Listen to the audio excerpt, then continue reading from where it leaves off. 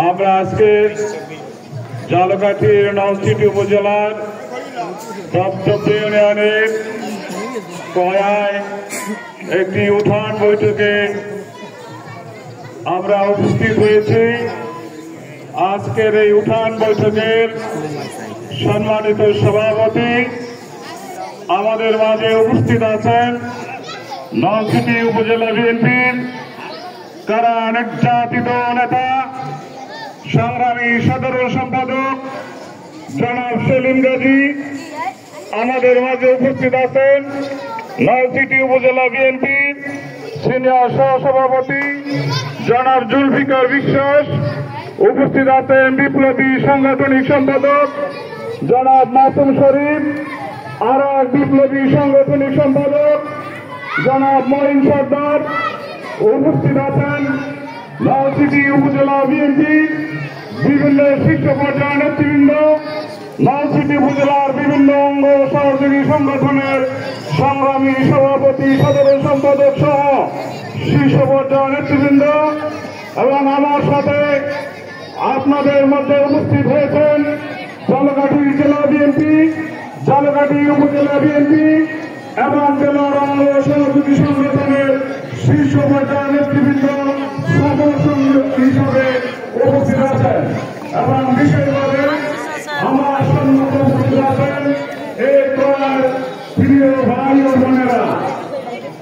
আপনাদের সবাইকে জানাচ্ছি আমার ব্যক্তিগত পক্ষ থেকে এবং ঝালকাঠি জেলা বিএনপির পক্ষ থেকে এবং আমাদের প্রিয় নেতা জনাব তারেক রহমানের পক্ষ থেকে রক্তিম শুভেচ্ছা। প্রিয় ভাই ও বোনেরা, আমরা আজকে এখানে এই উঠান বৈঠকে উপস্থিত হয়েছি আপনাদের সাথে একটি কথা বলার জন্য। আপনারা জানেন দীর্ঘ 17টি বছর বাংলাদেশে একটি ফ্যাসিস্ট স্বৈরাচারী সরকার আমাদের উপরে, বাংলাদেশের মানুষের উপরে অত্যাচার করেছে, জুলুম করেছে, নির্যাতন করেছে। আমাদের আগামী রাষ্ট্রনায়ক জনাব তারেক রহমানের নেতৃত্বে বাংলাদেশ জাতীয়তাবাদী দল বিএনপি পরিবার আমরা দীর্ঘ 17টি বছর রাজপথে আন্দোলন করেছি, সংগ্রাম করেছি। সেই আন্দোলন সংগ্রামে আমাদের অসংখ্য নেতা কর্মীদেরকে আমরা হারিয়েছি। আমাদের অসংখ্য নেতা কর্মীদেরকে বিগত দিনে পাখির মতো গুলি করে হত্যা করা হয়েছে। হাজারো নেতা কর্মীদেরকে মিথ্যা গাইবি মামলায় কারাবরণ করতে হয়েছে। আমাদের আন্দোলনের যে আমরা রাজপথে ছিলাম গত 2024-এর জুলাই আগস্টে একটি সফল গণঅভ্যুত্থানের মাধ্যমে আমরা আমাদের অরুদ্ধ গণতন্ত্রকে পুনরুদ্ধার করতে সক্ষম হয়েছে। প্রিয় ভাই ও বোনেরা, বাংলাদেশ থেকে হাজারো লক্ষ কোটি টাকা বিদেশে পাচার করেছে, ওরা বিদেশে সম্পদের পাহাড় করে তুলেছে। তাই আমার সম্মুখে বসতে প্রিয় ভাই ও বোনেরা, ইতিপূর্বে বাংলাদেশের দ্রব্য মূল্যের যে উচ্চগতি ছিল আমরা সাধারণ জনতার নিত্য পারিনি, সমস্ত পারিনি। আগামী রাষ্ট্রের বিনির্মাণ করার জন্য আমাদের প্রিয় নেতা জনাব তারেক রহমান 31টি রূপরেখা দিয়েছেন। সেই রূপরেখা যদি আমরা বাস্তবায়ন করতে পারি তাহলে আজকে মনে আছেন আপনাদেরকে স্বাবলম্বী করার জন্য যে পদক্ষেপ না দরকার আমাদের প্রিয় নেতা জনাব তারেক রহমান সেই নির্দেশনা দিয়েছেন। আজকে আমার সম্মুখে যে ভাইরা বসে আছেন, আপনারা কৃষকের উৎপাদিত ফসলের ন্যায্য পাননি, আপনারা শ্রমের উপযুক্ত মজুরি পাননি।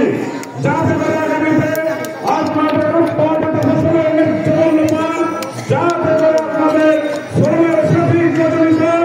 এবং আজকে বিভিন্ন শিক্ষা প্রতিষ্ঠানে লেখাপড়া করার পরে হাজার হাজার শিক্ষিত বেকার এই বাংলাদেশের বেকারত্বের অভিশাপ নিয়ে ঘুরে বেড়াচ্ছে।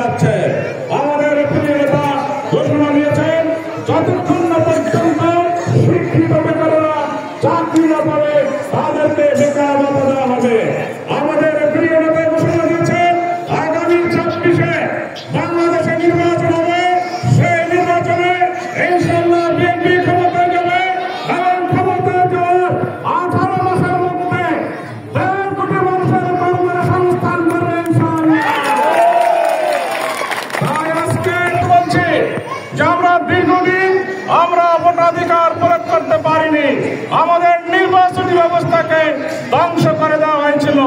আমাদের কোন নির্বাচন ছিল না, আমরা কোনো ভোট দিতে পারিনি। জাতীয় সংসদের নির্বাচনে কোনো ইলেকশন হয় নাই, উপজেলা হয় নাই, ইউনিয়ন পরিষদের চেয়ারম্যানের কোনো ভোট আপনারা দিতে পারেননি। পারেননি। আমাদের নেতা জনাব তারেক রহমানের দীর্ঘদিন আন্দোলন ছিল, সংগ্রাম ছিল। এদেশের মালিক, এদেশের জনগণের হাতে মালিকানা বুঝিয়ে দেওয়ার জন্য আগামীতে আপনারা যারা ভোট দিতে পারেন সেই ব্যবস্থা করার জন্য আমরা আন্দোলন করেছি, সংগ্রাম করেছি। তাই প্রিয় নেতৃবৃন্দ, আপনাদেরকে মনে রাখতে হবে, বাংলাদেশের সবচেয়ে জনপ্রিয় নেত্রী আমাদের মানব দেশী মাতৃ সমতুল্য নেত্রী বেগম খালেদা জিয়া, বাংলাদেশের 3 বারের সফল প্রধানমন্ত্রী। তাকে মিথ্যা মামলায় 10টি বছর কারাদণ্ড করে রাখা হয়েছিল। আমাদের প্রিয় নেতা জনাব তারেক রহমান, তার বিরুদ্ধে মিথ্যা ফাঁসি মামলা দিয়ে বাংলাদেশ থেকে দূরে রাখা হয়েছিল। আমাদের আজকে এখানে উপস্থিত যে নেতৃবৃন্দ প্রত্যেককে মিথ্যা জামিন মামলা দিয়ে হয়রানি করা হয়েছে। আমি অ্যাডভোকেট শাহাদাত হোসেন, আমার বিরুদ্ধে মিথ্যা মামলা দেওয়া হয়েছে। আজকের দিনটি পর্যন্ত আমি জেলা আইনজীবী সমিতির সভাপতি, আমাকে কিন্তু আজকে আসামির কাজ জানানো হচ্ছে। মিথ্যা মামলায় আমরা কোন অপরাধ করিনি, কোন অপরাধের সাথে জড়িত ছিল না। আমাদেরকে হয়রানি করা হয়েছিল ওই ফ্যাসিস্টের ক্ষমতাকে বিস্তারিত করার জন্য। আজকের সময় এসেছে, আগামী 2026-এ 11 ফেব্রুয়ারি বাংলাদেশের জাতীয় সংসদ নির্বাচন হবে। সেই নির্বাচনে আমরা সবাই অংশগ্রহণ করব। আমাদের উপরে যে জুলুম করা হয়েছে, যে নির্যাতন করা হয়েছে, যে হামলা মামলা করা হয়েছে, সব কিছুর জবাব দেওয়া আমরা আগামী 26-এ নির্বাচনে দেখিয়ে দিতে চাই। বাংলাদেশের মানুষ গণতন্ত্রে বিশ্বাস করে, বাংলাদেশের মানুষ স্বৈরাচার আদর্শে বিশ্বাস করে। আমরা সবাই স্বৈরাচার আদর্শের সৈনিকরা ঐক্যবদ্ধ হয়ে আগামী নির্বাচনে অংশগ্রহণ করবো এবং আমাদের দলের প্রতি দলের শেষ প্রতীকে ভোট দিয়ে আমরা বিপুল ভোটের ব্যবধানে বিজয় লাভ করে আমরা তারেক রহমানকে এই জনগণী 2 আসনটি উপহার দিও ইনশাআল্লাহ। আপনারা আজকের এখানে উপস্থিত হয়েছেন আর যারা উপস্থিত হতে পারেননি প্রত্যেককে বাড়িতে বাড়িতে গিয়ে জানিয়ে দেবেন আমরা যারা এখানে উপস্থিত হয়েছে আগামী বাংলাদেশ হবে একটি স্বনির্ভর বাংলাদেশ। আগামীর বাংলাদেশ হবে একটি দারিদ্র্যমুক্ত ক্ষুধামুক্ত বাংলাদেশ। কষ্টে থাকতে হবে না, প্রত্যেক মহিলাদেরকে ফ্যামিলি কার্ড দেওয়া হবে, যাতে করে আপনারা নিজেদের পরিবার পরিজন নিজেদের মতন করে আপনারা পরিচালনা করতে পারেন। আমরা সবাই আগামী নির্বাচনে আমাদের প্রিয় নেতা জনাব তারেক রহমান, আমাদের প্রিয় নেত্রী বেগম খালেদা জিয়াকে বিএনপির সরকারের ক্ষমতায় দেখতে চাই, সেটা চাই। এখন থেকে আমাদের প্রত্যেককে কাজ শুরু করতে হবে। আপনারা জানেন ইতিমধ্যে আমাদের প্রিয় নেতা ঘোষণা দিয়েছে 5 আগস্ট পরবর্তী আমরা একটি বিশ্ব শক্তির বিরুদ্ধে যুদ্ধ করে যাচ্ছি। কিন্তু সময় ব্যবধানের মধ্যে ইতিমধ্যে আমরা লক্ষ্য করেছি সে বিশ্ব শক্তি ইতিমধ্যে দৃশ্যমান হয়েছে।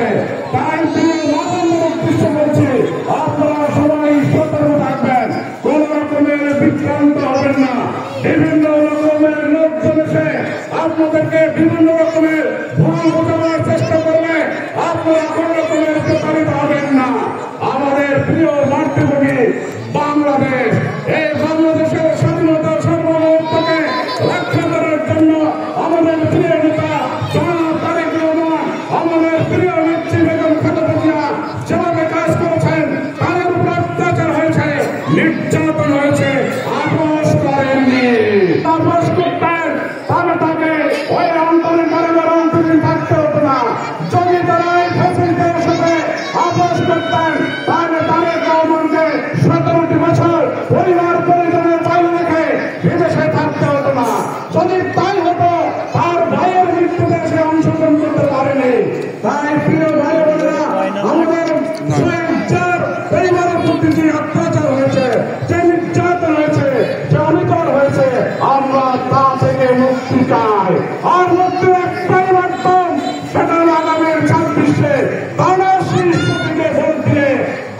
বিএনপিকে বিজয় করে আমরা সরকারের দেখতে চাই। সিদ্ধান্ত হয়েছে, সারা বাংলাদেশের মানুষ জেনে গেছে আগামী নির্বাচন হবে, সেই নির্বাচনে ইনশাআল্লাহ বাংলাদেশ জাতীয়তাবাদী দল বিএনপি বিজয় লাভ করবে। সেই বিষয়টি নিশ্চিত তিনি 1971 সালের পরাজিত শক্তি সময়ের সাথে আঘাত করে ইতিমধ্যে বিভিন্ন রকমের চক্রান্ত ষড়যন্ত্র শুরু করেছে।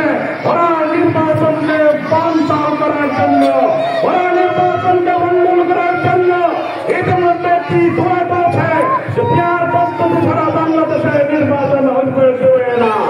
বাংলাদেশের মানুষ পেয়ার পদ্ধতি চায় না, চায় না। আমরা একটি সুস্থ গ্রহণযোগ্য নির্বাচন চাই। তাই প্রিয় নেতৃবৃন্দ, আমি বক্তব্য দীর্ঘায়িত করব না। এইরকম একটি আজও পরে নয়, এরকম একটি উত্থান হয়ে থাকে। আপনারা যে শত শত ভাই ও বোনেরা উপস্থিত হয়েছেন, সেজন্য আমি পুনরায় আপনাদেরকে ধন্যবাদ জ্ঞাপন করছি। আর আজকে এরকম একটি রিমোট এলাকায় যারা আজকে এরকম একটি সুন্দর উঠান বৈঠকের আয়োজন করেছেন, এই আয়োজনের সাথে যারা জড়িত তাদের সবাইকে আমি ধন্যবাদ জ্ঞাপন করে আমি আমার বক্তব্য শেষ করছি। ধন্যবাদ সবাইকে। আল্লাহ হাফেজ। আবার দেখা হবে। বাংলাদেশ জিন্দাবাদ।